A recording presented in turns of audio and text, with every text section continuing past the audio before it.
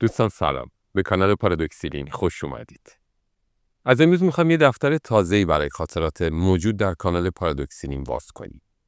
خاطراتی که از زبان هوشنگ ابتهاج متخلص به سایه براتون تعریف میکنیم. این خاطرات رو با دقت گوش کنید. ما طرف نیستیم و وظیفه‌مون هم داشتن صداقت در بیان مسائل بدون دست بردن تو خاطرات و تاریخه. اینکه به ابتهاج علاقه دارید یا نه بحث دیگه ایه. اما از اونجایی که در خاطراتش اسم‌ها و خاطرات زیادی بیان میشه، برای تاریخ اجتماعی و هنری ما خیلی مهمه. بعد از دیدن ویدیوها در کامنت‌ها موافقت و مخالفت و به هر نحوی نظر خودتون رو با ما در میون بگذارید. پس بشنویم خاطره امروز را. اسم این ویدیو هوشنگ ابتهاج و اشرف پهلوی. هوشنگ ابتهاج، متخلص به سایه و اشرف پهلوی. سایه میگه من آدم خیلی سرسخت و قدیم. به یه خاطری تعریف میکنه از دیدارش با اشرف پهلوی. هما علم، دختر امیر علم، زن سابق شاپور غلامرضا پهلوی بود. به یک پسر هم از اون داشت که مثل عقب مونده ها بود. بعد به زور از غلامرضا طلاق گرفته و اومد زن عموی من احمدعلی ابتهاج شد. یه روز هما به من زنگ زد که فلان شب خونه ما دعوتی. میدونستم که 15 اردیبهشت تولد هما خانومه. من خیلی هما رو دوست داشتم. خیلی زن خوبی بود. خیلی زن متواضعی بود. با اینکه در دربار زندگی کرده بود و دختر امیر علم بود، خیلی متواضع، خیلی مهربون و اهل شعر و موسیقی بود. مثلا به رانندش میگفت محمد خان میشه خواهش کنم منو ببری شهر؟ همچین آدمی بود، با این رفتار خیلی عجیب و غریب. حالا به این کار ندارم. گفت فلان شب بیا. من دیدم شب تولدشه. رفتم اونجا دیدم 200 نفر تو اون مهمونی هستند. همه اراذل مملکت. هویدا و عالیخانی و کی و وزرا و فلان. تو هر اتاقی که رفتم دیدم این جماعت هستند. من بودم و آلما همسرم و خواهرم و شوهرش. بعد گفتن بیاید برای شام. به اصطلاح شام ایستاده بود. میزی گذاشته بودند و فلان. من رفتم دیدم انتهای میز اشرف پهلوی خواهر دوقلوی شاه نشسته و یک صندلی براش گذاشتن و دیگران هم دارن بشقاب به دست غذا میکشن. احمدعلی ابتهاج و هما زنش کنار اشرف ایستاده بودن. همین موقع که من دستمو دراز کردم که غذا بکشم، دیدم خواهرم و شوهرش اونجا هستند و هما داره اونا رو به اشرف معرفی میکنه. من اولین قاشقو زدم که پلو بردارم، دیدم که هما از ته سالن میگه هوشنگ خان. فهمیدم که میخواد منو صدا کنه تا معارفه‌ای انجام بشه. با خودم گفتم که ضرورت نداره من صدای هما رو شنیده باشم. آدم میتونه نشنوه. پلو رو برداشتم. دیدم دوباره میگه هوشنگ خان و دفعه سوم هوشنگ خان. به خودم گفتم چرا در میری؟ رفتم طرفشون. یه صندلی هم هست که این خانم اشرف نشسته. هما و شوهرش کنارش ایستادند و خواهرم و شوهرش هم معارفه‌شون تموم شده بود و اون کنار ایستاده بودن. هما گفت هوشنگ برادرزاده احمده، شاعره. اشرف گفت بله، میشناسمش. ظاهرا من به عنوان یک توده‌ای میشناخت، وگرنه اهل شعر و کتاب که نبود. حالا من فقط دارم هما رو نگاه میکنم. نه سلامی نه تعظیمی. اصلا شما نمیتونید فضای اونجا رو تصور کنید. هما داشت همینجوری حرف میزد که هوشنگ برادرزاده احمد و فلان که من راه افتادم از اتاق اومدم بیرون.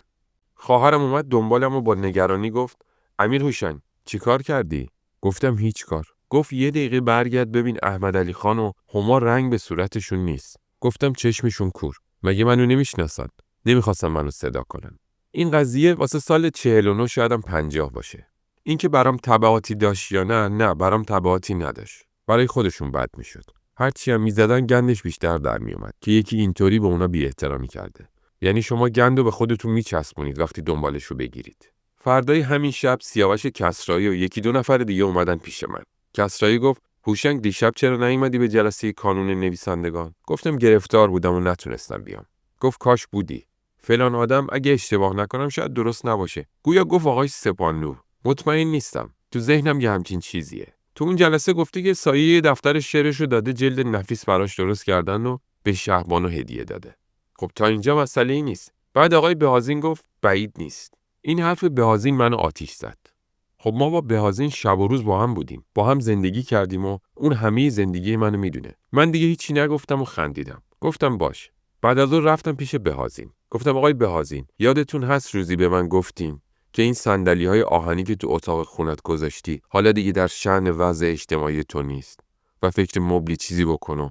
بعد من گفتم ای آقا، شأن اجتماعی چیه؟ گفت بله. گفتم من هیچ وقت دنبال مقامی، منصبی چیزی بودم؟ گفت نه، هیچ وقت. گفتم به من گفتن که دیشب تو جلسه کانون نویسنده‌ها یه کسی همچین صحبتی کرده بود. شما هم گفتین بعید نیست. در حالی که اگه به شما سندم نشون میداد شما به طور معمول باید میگفتید که غیر ممکنه. اون سوال من اینه که شما گفتین؟ گفت بله من گفتم. خب صداقت بازیم بوده و غیر از این هم واقعا ازش انتظار نمیرفت. وقتی گفت من گفتم، من به صورت یک ناله‌ای گفتم چرا آقای بهازین؟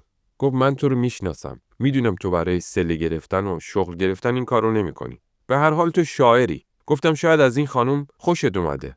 گفتم دست شما درد نکنه. حالا داستان چی بود؟